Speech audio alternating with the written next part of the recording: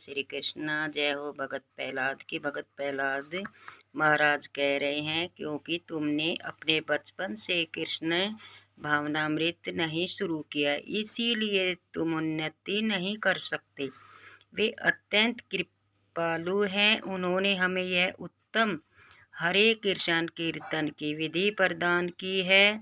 हरे कृष्णा कृष्णा कृष्णा हरे हरे, हरे राम राम राम हरे हरे। आप चाहे जवान हो या बूढ़े, चाहे आप जो भी हों, बस इसे शुरू कर दे। आप यह नहीं जानते कि आपका जीवन कब समाप्त हो जाएगा। यदि आप निष्ठापूर्वक क्षण भर के लिए भी कीर्तन करते हैं तो इसका बहुत प्रभाव पड़ेगा। यह आपको महान से महान संकट से, अगले जीवन में पशु बनने से बचा देगा। यद्यपि प्रहलाद महाराज 5 वर्ष के हैं, किंतु एक अत्यंत अनुभवी तथा शिक्षित व्यक्ति की तरह बोलते हैं, क्योंकि उन्हें अपने गुरु नारद मुनि से ज्ञान प्राप्त किया था। इसका उद्घाटन श्रीमद् भागवतम के अगले अध्याय में किया गया है। ज्ञान आयु पर निर्भर नहीं करता, अपितु प्राप्ति के श्रेष्ठ स्रोत पर निर्भर करता है।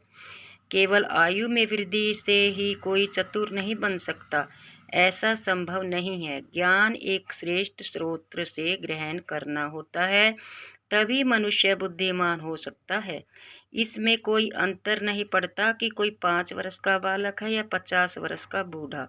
जैसा कि कहा जाता है, ज्ञान से मनुष्य कम आयु का होने पर भी वृद्ध माना जाता है।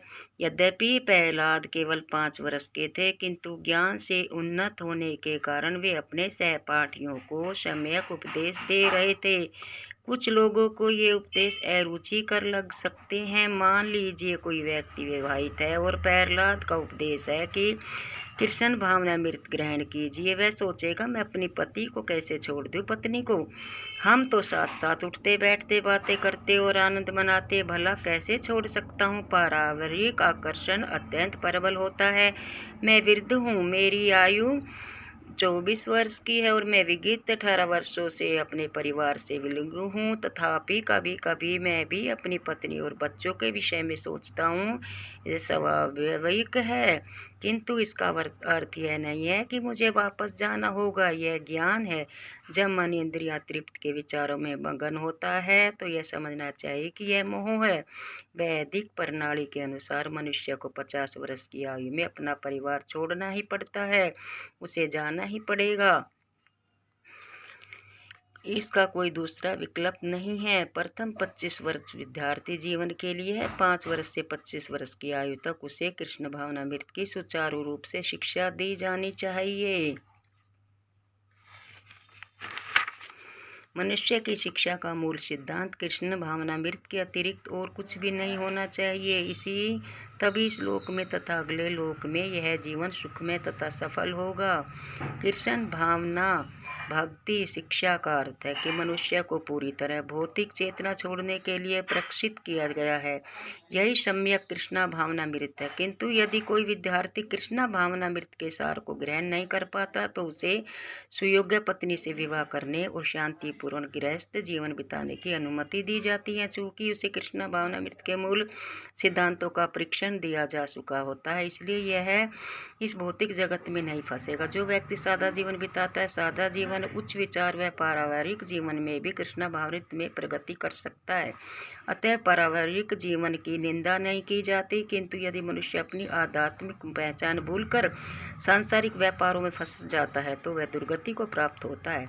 उसके जीवन का उद्देश्य नष्ट हो जाता है। यदि कोई यह सोचता है कि मैं कामना वासना से अपने को नहीं बचा सकता तो उसे चाहिए कि वे विवाह कर ले। इसकी संतुष्टि है, लेकिन अवैध मैथुन न किया जाए। यदि कोई व्यक्ति किसी स्त्री को चाहता है या कोई स्त्री किसी पुरुष को चाहती है तो उन्हें चाहिए कि विवाह करके कृष्ण भावनामृत में जीवन बिताए। जो व्यक्ति बचपन से ही कृष्ण भावनामृत में परीक्षित किया जाता है, भौतिक जीवन शैली के प्रति स्वभावतः उसकी रुचि कम हो जाती है और 50 वर्ष की आयु में वह ऐसे जीवन का परित्याग कर देता है। वह किसी तरह परित्याग करना शुरू करता है। पति तथा पत्नी घर छोड़कर एक साथ तीर्थ यात्रा पर चले जाते हैं। यदि कोई व्यक्ति 25 वर्ष से लेकर 50 वर्ष की आयु तक पारिवारिक जीवन में रहा है तो तब तक उसकी कुछ संतानें अवश्य ही बड़ी हो जाती है। इस तरह 50 वर्ष की आयु में पति अपने पारिवारिक मामले, अपने गृहस्थ जीवन बिताने वाले पुत्रों में से किसी को सौंपकर अपनी पत्नी के साथ पारिवारिक बंधनों को भुलाने के लिए किसी तीर्थ स्थान की यात्रा पर जा सकता है। जब वह पुरुष पूरी तरह विरक्त हो जाता है तो वह अपनी पत्नी से अपने पुत्रों के पास वापस चले जाने के लिए कहता है और स्वयं अकेला रह जाता है। यही वैदिक प्रणाली है।